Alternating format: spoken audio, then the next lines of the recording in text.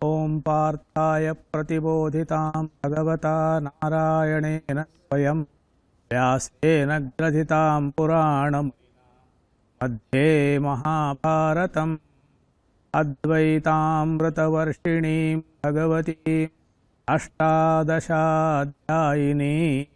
अम्ब त्वामनुसन्दधामि भगवद्गीते भवद्वेषिणी समस्त जन कल्याणे निरतं करुणामयं नमामि चिन्मयं देवम्। ओम पार्थाय प्रतिबोधितां भगवता नारायणेन स्वयं व्यासेन ग्रथितां पुराणमुनिना मध्ये महाभारतम् अद्वैतामृतवर्षिणीं भगवतीम् अष्टादशाध्यायिनीम् अम्ब त्वामनुसन्दधामि भगवद्गीते भवद्वेषिणी समस्तजनकल्याणे निरतं करुणामयं नमामि चिन्मयं देवं सद्गुरुं ब्रह्मविद्वरम्। ಭಗವದ್ಗೀತೆಯ 13ನೇ ಅಧ್ಯಾಯ ಕ್ಷೇತ್ರಜ್ಞ ವಿಭಾಗ ಯೋಗ. ಅದರ ಚಿಂತನೆಯನ್ನು ಮಾಡೋಣ. ಹಿಂದೆ 7ನೇ ಅಧ್ಯಾಯದಲ್ಲಿ ಭಗವಂತ ತ್ರಿಗುಣಾತ್ಮಕವಾದಂಥ 8 ಬಗೆಯಾಗಿರುವ ಕೀಳ್ತರದ್ದು ಅನ್ನಿಸುವಂಥ ಪ್ರಕೃತಿ, ಇದಕ್ಕೆ ಅಪರಾ ಪ್ರಕೃತಿ ಅಂತ ಹೇಳ್ತಾನೆ ಭಗವಂತ. ಆಮೇಲೆ ಈಶ್ವರ ರೂಪವಾಗಿರುವಂಥ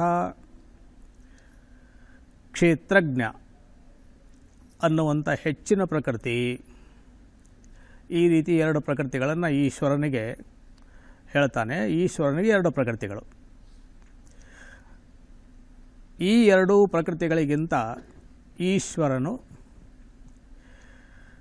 ಜಗತ್ ಸೃಷ್ಟಿ ಸ್ಥಿತಿ ಲಯಗಳಿಗೆ ಕಾರಣನು ಅನ್ನಿಸ್ಕೊಳ್ತಾನೆ. ಆದರೆ ನಾವು ನೆನಪಿನಲ್ಲಿ ಇಟ್ಟುಕೊಳ್ಳಬೇಕಾದದ್ದು,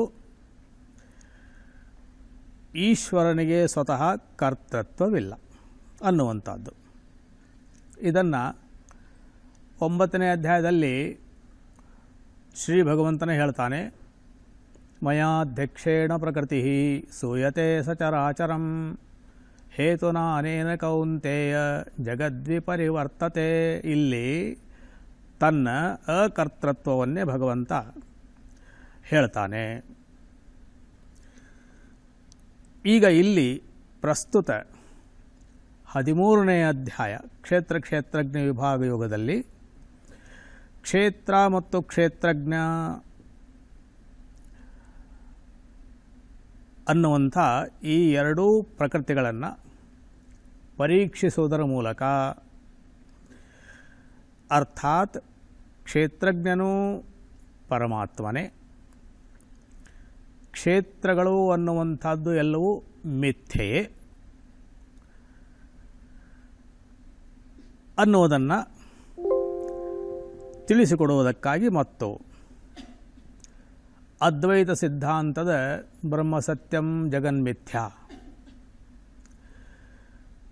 ಈ ಸಿದ್ಧಾಂತವನ್ನು ಗೊತ್ತುಪಡಿಸುವುದಕ್ಕಾಗಿ ಮತ್ತು ಪರಮಾತ್ಮನ ಅದ್ವಿತೀಯತ್ವ, ಒನ್ ವಿದೌಟ್ ಎ ಸೆಕೆಂಡ್, ಇದನ್ನು ನಿಶ್ಚಿತವಾಗಿ ಗೊತ್ತುಪಡಿಸುವುದಕ್ಕಾಗಿಯೇ ಈ ಕ್ಷೇತ್ರಜ್ಞ ವಿಭಾಗ ಅಧ್ಯಾಯವನ್ನು ಶ್ರೀ ಭಗವಂತ ಪ್ರಾರಂಭಿಸ್ತಾನೆ.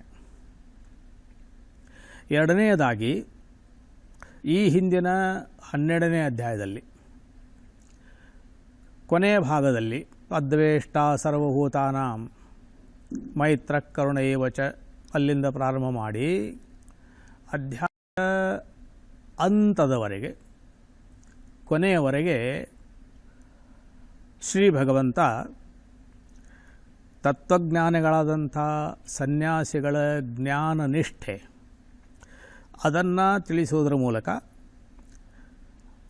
ಅವರುಗಳು ಈ ದ್ವಂದ್ವಾತ್ಮಕವಾದಂಥ ಜಗತ್ತಿನಲ್ಲಿ ಯಾವ ರೀತಿಯಲ್ಲಿ ವ್ಯವಹರಿಸ್ತಾರೆ, ಹೇಗೆ ಎಂಥ ಪರಿಸ್ಥಿತಿಯಲ್ಲೂ ಕೂಡ ಯಾವುದೇ ಒಂದು ರೀತಿಯ ಉದ್ವೇಗಕ್ಕೆ ಒಳಗಾಗದೆ ನಿಶ್ಚಿಂತರಾಗಿರ್ತಾರೆ ಅನ್ನುವಂಥದ್ದನ್ನು ಭಗವಂತ ತಿಳಿಸಿ ಈಗ ಸಾಧಕನ ಮತ್ತು ಜಿಜ್ಞಾಸುವಿನ ಮನದಲ್ಲಿ ಬರುವಂಥ ಪ್ರಶ್ನೆ ಏನು ಅಂದರೆ, ಅಂಥ ಜ್ಞಾನಿಗಳು ಅಂಥ ಯೋಗಿಗಳು ಯಾವ ರೀತಿಯ ತತ್ವಜ್ಞಾನದ ಮೂಲಕ ಈ ಧರ್ಮದ ಆಚರಣೆಯನ್ನು ಮಾಡ್ತಾ ಶ್ರೀ ಭಗವಂತನಿಗೆ ಪ್ರಿಯರಾಗಿರ್ತಾರೆ ಅನ್ನೋದನ್ನು ತಿಳಿಸಬೇಕು. ಅದಕ್ಕಾಗಿಯೂ ಕೂಡ ಈ ಅಧ್ಯಾಯವನ್ನು ಶ್ರೀ ಭಗವಂತ ಪ್ರಾರಂಭಿಸ್ತಾನೆ. ಪ್ರಾರಂಭದಲ್ಲಿ ಮೊದಲನೇ 2 ಶ್ಲೋಕಗಳಲ್ಲಿ ಶ್ರೀ ಭಗವಂತ 2 ಹೊಸ ಶಬ್ದಗಳ ಪ್ರಯೋಗವನ್ನು ಮಾಡ್ತಾನೆ, ಕ್ಷೇತ್ರ ಮತ್ತು ಕ್ಷೇತ್ರಜ್ಞ. ಇಲ್ಲಿಯವರೆಗೆ ನಮಗೆ ಗೊತ್ತಿರುವಂಥದ್ದು, ಯಾರೋ ಭಗವದ್ಗೀತೆಯ ಅಭ್ಯಾಸಿಗಳಿದ್ದಾರೋ ಅವರುಗಳಿಗೆ ಗೊತ್ತಿರುವಂಥದ್ದು ದೇಹ, ಮನಸ್ಸು, ಬುದ್ಧಿ, ಇಂದ್ರಿಯ ಇವುಗಳ ಬಗ್ಗೆ. ಆದರೆ ಈ ಕ್ಷೇತ್ರಜ್ಞ ಅನ್ನುವಂಥದ್ದು ಹೊಸದಾಗಿರುವಂಥದ್ದು. ಈಗ ಇವುಗಳಲ್ಲಿ ಸಾಧಕನಿಗೆ ಬರುವಂಥ ಪ್ರಶ್ನೆ ಏನು, ಇವುಗಳಲ್ಲಿ ಕ್ಷೇತ್ರ ಯಾವುದು ಅಂದರೆ, ನಾವು ತಿಳಿದುಕೊಂಡಿರುವಂಥ ಶರೀರ, ಮನಸ್ಸು, ಬುದ್ಧಿ, ಇಂದ್ರಿಯಗಳೇನಿವೆಯೋ ಇವುಗಳಲ್ಲಿ ಕ್ಷೇತ್ರ ಯಾವುದು, ಕ್ಷೇತ್ರಜ್ಞ ಯಾರು ಅನ್ನುವಂಥ ಪ್ರಶ್ನೆ. ಅದಕ್ಕಾಗಿಯೇ ಭಗವಂತ ಈ ಅಧ್ಯಾಯವನ್ನು ಪ್ರಾರಂಭ ಮಾಡ್ತಾನೆ. ಇದಂ ಶರೀರಂ ಕೌಂತೆಯ ಕ್ಷೇತ್ರಮಿತ್ಯಭಿಧೀಯತೆ. ಈ ಶರೀರ ಅನ್ನುವಂಥದ್ದು ಅರ್ಜುನ ಕ್ಷೇತ್ರ ಅಂತ ಕರೆಸ್ಕೊಳ್ತದೆ. ಶರೀರ ಅಂದ್ರೇನು? ಶೀರ್ಯಮಾಣತ್ವಾತ್ ಶರೀರಂ. ಯಾವುದು ಶೀರ್ಣವಾಗುತ್ತದೆಯೋ, ಶೀರ್ಣವಾಗುತ್ತದೆಯೋ ಅದಕ್ಕೆ ಶರೀರ ಅಂತ ಹೆಸರು. ಈ ಶರೀರಕ್ಕೂ ಮತ್ತು ಕ್ಷೇತ್ರಕ್ಕೂ ಏನು ಸಂಬಂಧ? ಇದಂ ಶರೀರಂ ಕೌಂತೆಯ ಕ್ಷೇತ್ರಮಿತ್ಯ ವಿಧೀಯತೆ ಅಂತ ಹೇಳ್ದ.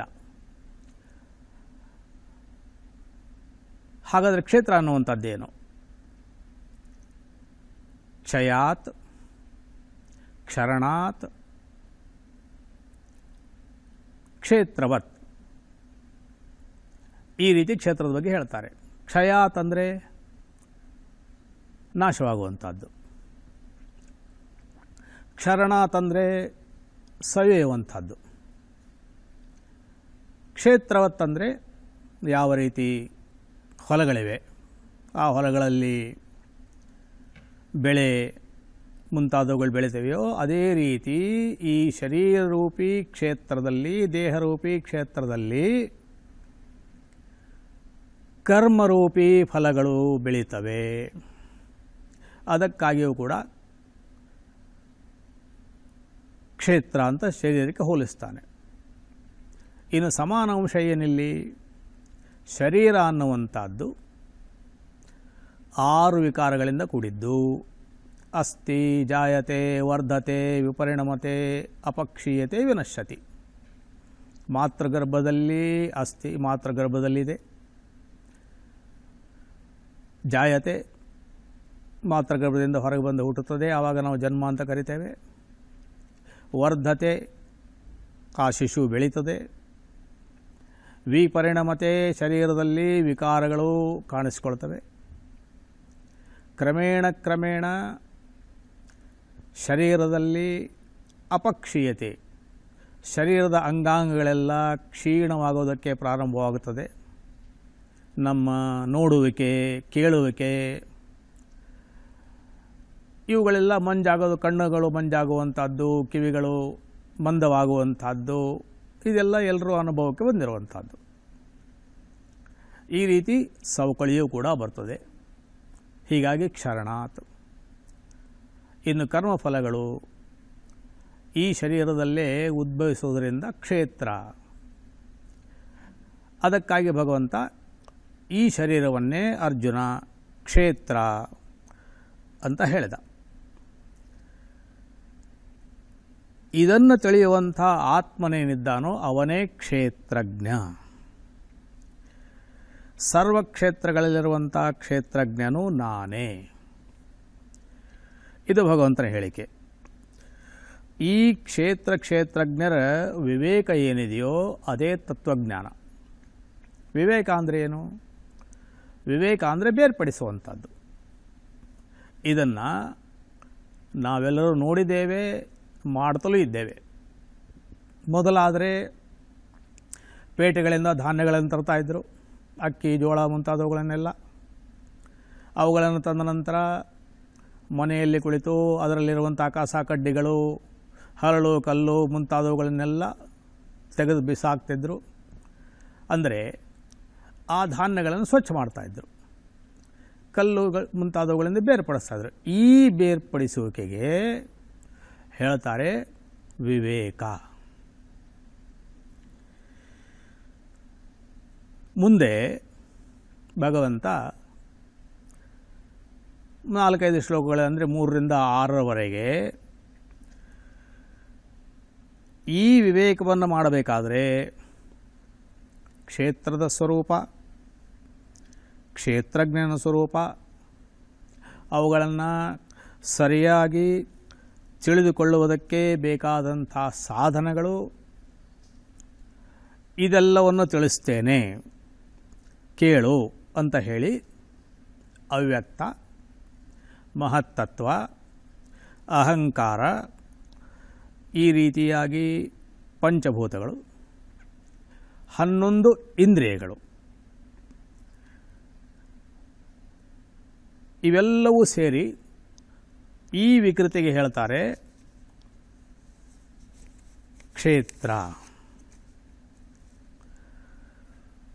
ಇವೆಲ್ಲವುಗಳು ಕೂಡ ವಿಕಾರಗೊಳ್ಳುತ್ತವೆ. ಹೀಗಾಗಿ ಇವುಗಳಿಗೆ ಕ್ಷೇತ್ರ ಅಂತ ಹೆಸರು. ಮತ್ತು ನಮ್ಮ ಅಂತಃಕರಣದ ಧರ್ಮಗಳೇನಿವೆಯೋ, ಇಚ್ಛಾ, ದ್ವೇಷ, ಕ್ರೋಧ, ಇವೆಲ್ಲವುಗಳು ಕೂಡ ಈ ಕ್ಷೇತ್ರದಲ್ಲಿಯೇ ಬರ್ತವೆ, ಈ ಕ್ಷೇತ್ರದಲ್ಲಿ ಒಳಗೊಂಡಿರ್ತವೆ. ಮುಂದೆ 7ರಿಂದ 11ರವರೆಗೆ ಈ ಕ್ಷೇತ್ರದ ಸ್ವರೂಪ, ಕ್ಷೇತ್ರಜ್ಞನ ಸ್ವರೂಪ ತಿಳಿಸೋದಕ್ಕಿಂತ ಮೊದಲು ಭಗವಂತ ಮೊದಲು ಕ್ಷೇತ್ರದ ಸ್ವರೂಪವನ್ನು ತಿಳಿಸ್ತಾನೆ. ಅದನ್ನು ನಾವು ಮುಂದೆ ನೋಡೋಣ. ಹರಿ ಓಂ.